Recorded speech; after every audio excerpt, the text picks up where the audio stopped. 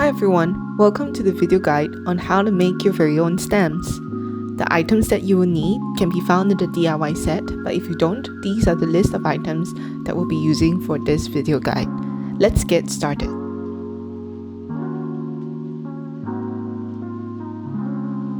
So first off, you actually need to make sure that the design that you want to carve fits into your rubber stamp material. So if it extends, then you may need to cut a bigger piece or change the design. So once you've decided on your design, you'll need to trace the image of it onto tracing paper. You can do this using a pencil or any lead form of a material.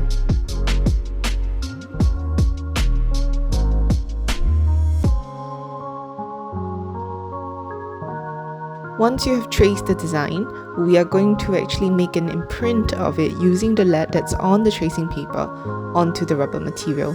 So here I'm using a guitar picker to actually press onto the design so that it will be imprinted on.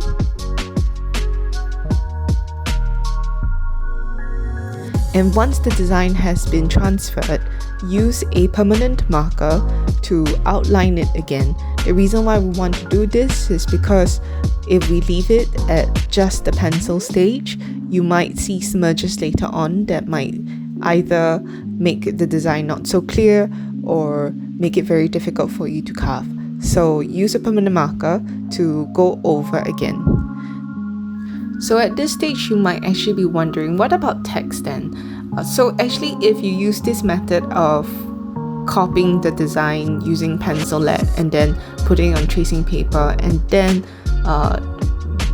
printing it on the rubber material, you don't actually have to do the actual inversion process. So I'm also going to add a little bit of a design onto the rubber stamp material. You can add on if you want to, but be very careful not to actually write anything or use text directly onto the rubber stamp material at this point, because whatever you're going to print then is going to be inverted.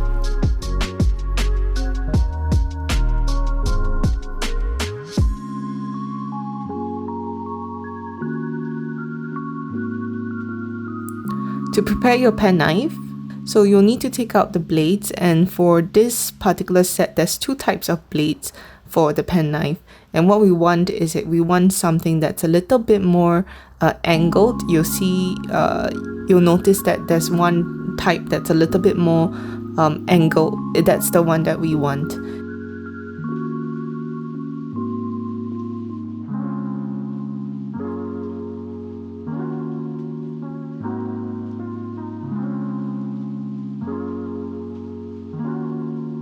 And to attach the blade, unscrew the pen, slot in the blade, and then screw it back to tighten it. Be very careful not to hurt your fingers.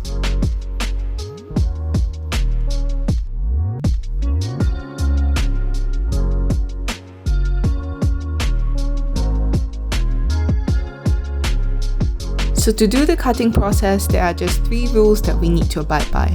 And the first rule is that we're always going to cut away from the line, pointed away. The second rule is that you're always going to cut at a 45-degree angle. And the third is that to remove material, we're always going to cut as though we're cutting like valleys or V shape, creating many different valleys as we cut. So let me explain it further as you watch the video. So you'll see here that the cutting process wise, we're first of all going to cut away from the line. Okay, and for the first cut, we are doing a 45-degree angle to create the first side of the V shape.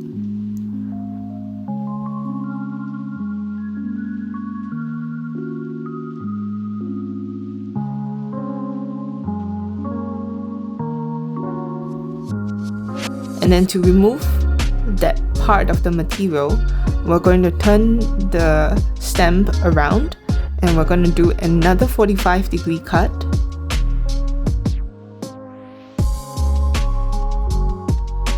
You might need to dislodge the top and bottom.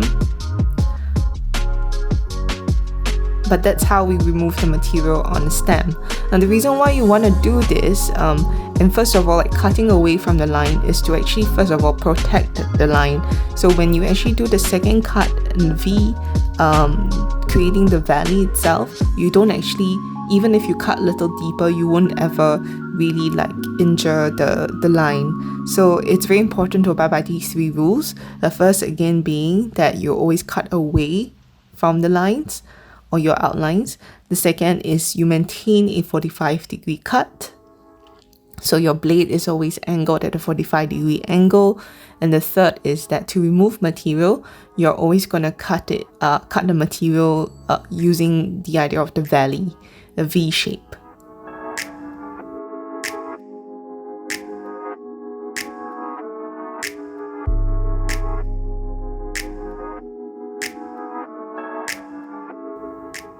Now I also wanted to show you what happens with curved areas. And so with the little nose of the puppy, what I'm doing is I'm actually again still abiding by the rules of cutting away, doing a 45-degree cut, and then doing the valley again. But what's different is that I'm also actually turning the rubber stamp material as I cut, so kind of like guiding the penknife a little.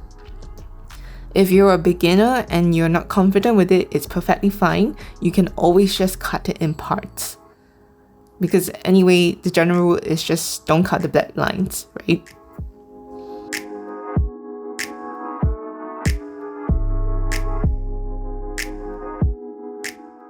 So take your time and really just work the areas really slowly. There's no need to rush through it. And at some point you'll realize that it can be really therapeutic as well to do this. So I also want to show you what it means to really work through the areas that are a lot smaller. And again, with really small areas, just break it down into parts. So while I did the first cut and it's a little longer, for the paw portion, I'm kind of like dabbing the penknife a little to get out that smaller area closer to the line before I do the longer stroke again to take out more rubber material.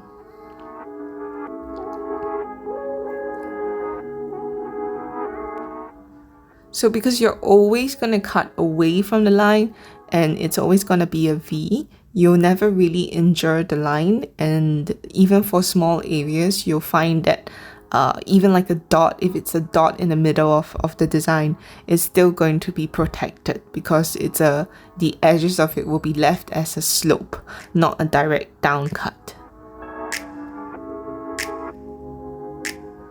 So it's really pretty simple. As long as you abide by those 3 rules, you'll always be able to navigate the design well. Just take your time, be patient, don't worry so much, and you'll be fine.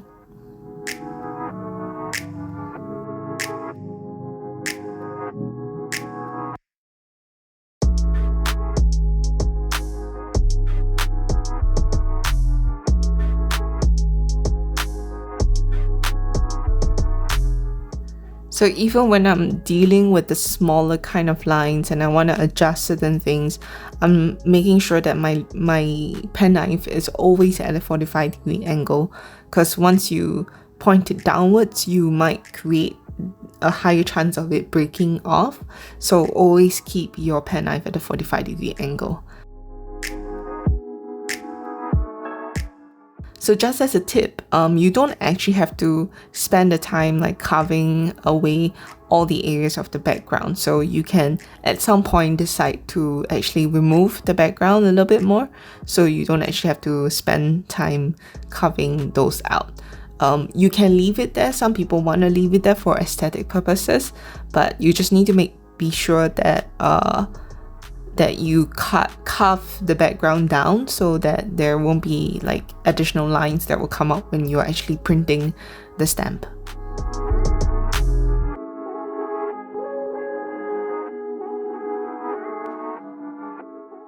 Okay, so here, after you are more or less done with the carving, you can decide on the backing. Now, DIY set gives you the acrylic backing, or it also gives you a wooden backing if you want to.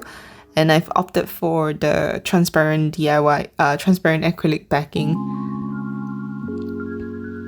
And before you actually stick the stamp onto the backing, you should actually check for the design first. So you can take on an ink pad. Like, you don't have to use craft ink pads. It can be just a normal stamp ink pad that you can buy from your stationery store.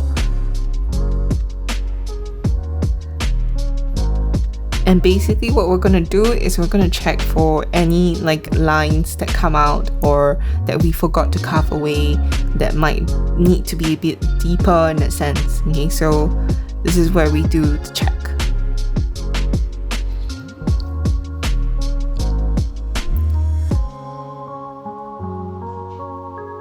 So you can just take on a rough piece of paper and just print.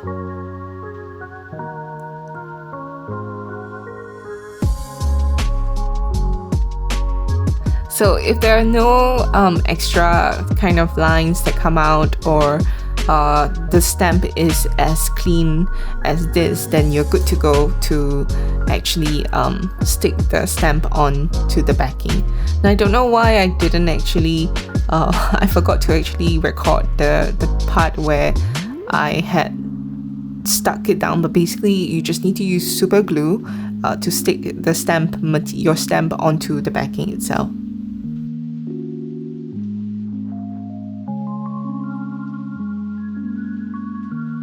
So how do you actually clean your stems?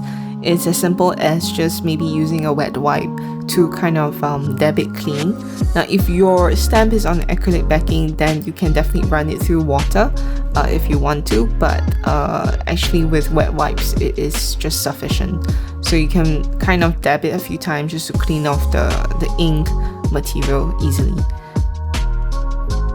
So in terms of the backing of the stem, some people, if you're using the wooden one, they might actually do a first print of the design using acrylic or the ink itself to just show that this is the design. But because this is an acrylic backing, I can't quite do it, so I'm opting to just write what the stamp is on the back. Okay, but if you're using the wood one, you definitely can actually do a stamp first on the back of the wooden backing.